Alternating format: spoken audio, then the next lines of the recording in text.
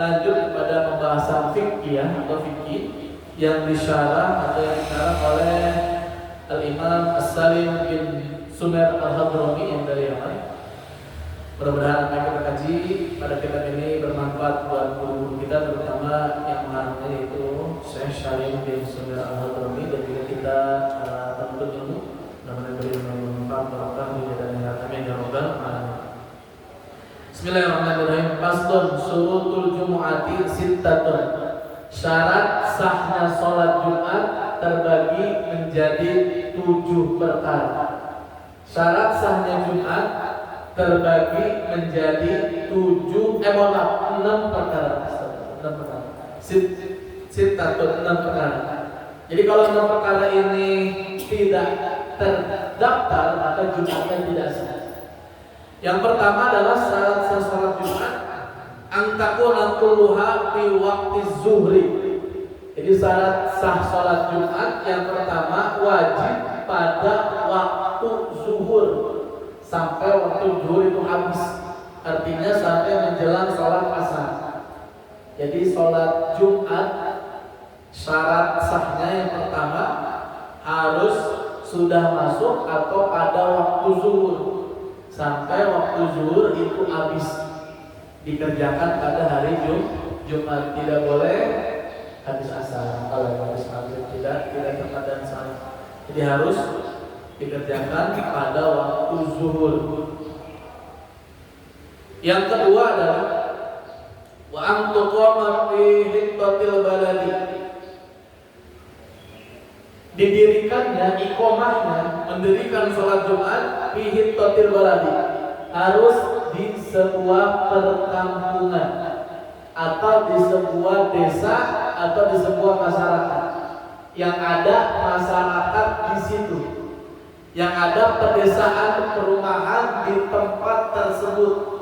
Tidak boleh kita mendirikan Jumat di padang pasir, kecuali di daerah masing-masing memiliki lapangan. Nah itu masih boleh di lapangan, di musola, tapi tidak ada perkampungan di padang pasir kita diri Jumat, itu tidak boleh karena tidak ada perkampungan. Harus ada perkampungan atau harus di wilayah masing-masing. Gak boleh di perkampungan atau di lautan tengah laut misalkan nggak ada perkampungan, itu tidak boleh. Itu yang nomor 2. Wa an tusalla jama'atan. Nomor 3, wajib sholatnya berjamaah. Wajib sholatnya berjamaah. Jika ada orang yang meyakini sholat Jumatnya sendirian, dia gugur sholat Jumatnya tidak sah. Jadi sholat Jumat diwajibkan untuk berjamaah, tidak munfarid atau tidak sendiri-sendiri. Kemudian yang selanjutnya wa ayyakunu arba'ina, harus genap 60 orang. 40 orang. Jadi sholat Jumat ini kan kitabnya Imam Syafi'i, mazhabnya. Jadi mazhab kita diharuskan, kalau bahasanya lain diwajibkan, harus 40 orang setempat. Kalau kurang 1, maka sholat Jumatnya tidak sah. Wa ayyakunu arba'ina, harus 40 orang dari wilayah atau kampung tersebut. Ahraran zukuran baligina mustautinin. 40 orang itu dibagi-bagi, boleh dari ahraran, orang yang merdeka. Kan kalau zaman sekarang mungkin nggak ada lagi Pak. Orang yang merdeka artinya perbudakan, zaman dulu masih ada. Sebelum Islam jaya, makanya Islam dikirim di Arab, banyak perbudakan. Kemudian pada dimerdekakan oleh Rasulullah dan para sahabat. Ahraran merdeka. Yang kedua, zukuron, harus seorang laki-laki Jumatan, wajib seorang laki-laki. Baligina, yang sudah balik. antaranya 9 sampai 15 tahun. Jadi yang belum balik sah sholatnya, tapi tidak menjadikan syarat wajib pada 40 orang tersebut. Balikin orang yang balik. Mustautinin penduduk setempat yang berdomisili di situ. Artinya kakaknya di situ, tempat tinggalnya di situ. Jadi kalau ada orang datang ke rumah kita, bukan orang asli daerah kita, KTP-nya misalkan di Bandung, kemudian dia belum genap 4 hari, maka dia belum diwajibkan melaksanakan sholat Jumat. Mungkin ketika orang bersilaturahmi, dia ingin mengerjakan sholat Jumat, maka dia harus melebihi waktunya 4 hari. Bagaimana sebelum 4 hari dia sholat? Ya silakan aja, itu boleh. Tapi syaratnya boleh meninggalkan Jumatnya karena belum mukimin selama 4 hari. Tapi kalau mau sholat Jumat silakan, sholat zuhur pun silakan bagi orang yang pendatang sebelum setelah 4 hari. Mustautinin, penduduk setempat, pokoknya dia mau kemana perginya, kerjanya di mana, orang situ diwajibkan sholatnya di tempatnya masing-masing. Bagaimana sholatnya di luar kampung? Ya silahkan, asalkan di kampung tersebut sudah memenuhi 40 orang yang wajib untuk sholat tadi, yang merdeka, yang laki-laki, yang balik. Mustautinin, orang penduduk setempat. Nah itu. Jadi kalau bukan penduduk setempat, kecuali sudah melewati 4 hari, maka dia boleh mengadakan Jumat. Sebelum 4 hari dia boleh memilih. Jadi masih dilonggarkan. Selanjutnya adalah wa'alla tasbiqoha wala tuqorinaha. Tidak didahului oleh Jumatan yang lain atau tidak berbarengan dengan Jumatan yang lain. Ini yang agak rumit. Jadi sebetulnya para ulama menjelaskan di satu kampung, misalkan kampungnya kampung Cilebut Batu Gede, ada masjid yang cukup untuk satu kampung tersebut. Yang cukup untuk satu kampung tersebut, baik laki-laki yang balik atau laki-laki yang lebih dari balik, artinya orang yang tua misalnya. Terus kemudian dia sholat di kampung tersebut, cukup untuk satu masyarakat. Ternyata ada ustadz yang lain mendirikan sholat Jumat di masih satu kampung, kemudian dia mendirikan. Maka kemungkinan kata ulama di dalam kitab fikih, Jumatnya kalau ketinggalan duluan, misalkan di sini nih Jumat, ternyata di sebelah ada Jumatan juga, kita ketinggalan nih duluan dia, maka kita dikatakan oleh ulama tidak sah Jumatan, karena satu kampung itu masih cukup, satu masjid itu masih cukup untuk menampung satu kampung untuk mengerjakan sholat Jumat.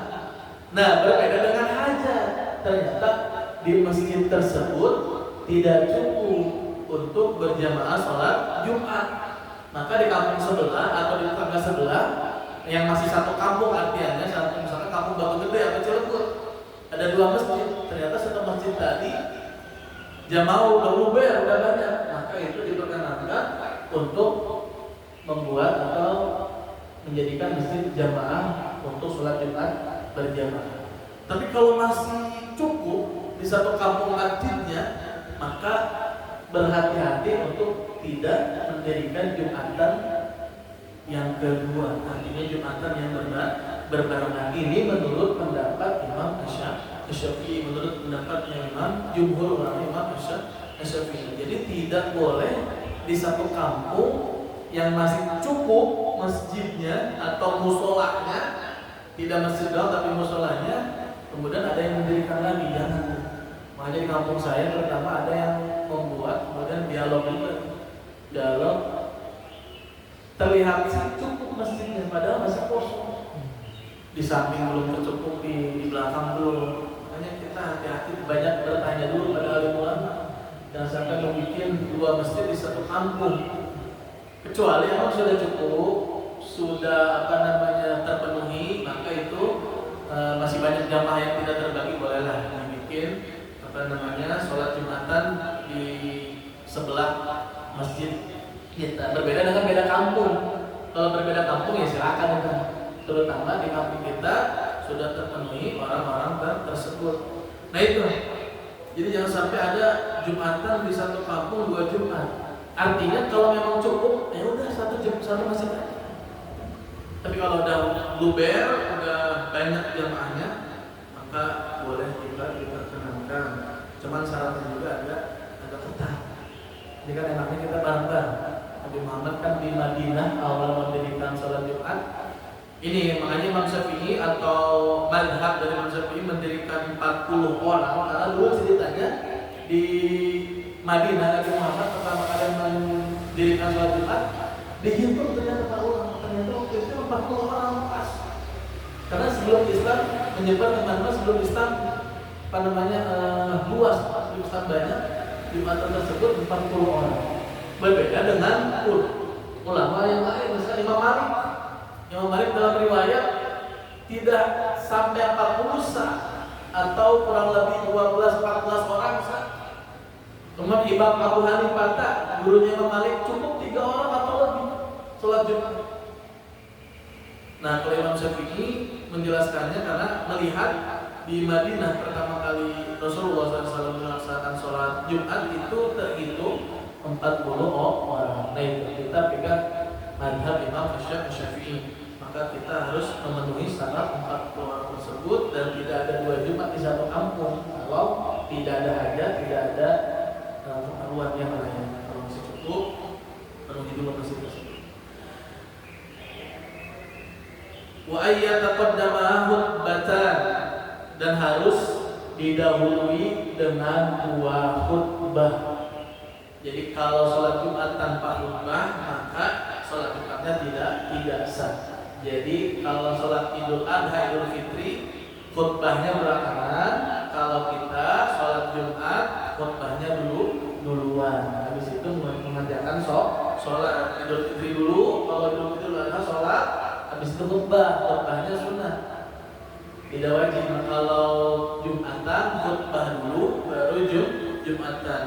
Ayat taqaddama khutbatani. Jumat sebelum dikerjakan, maka wajib mengerjakan 2 khutbah.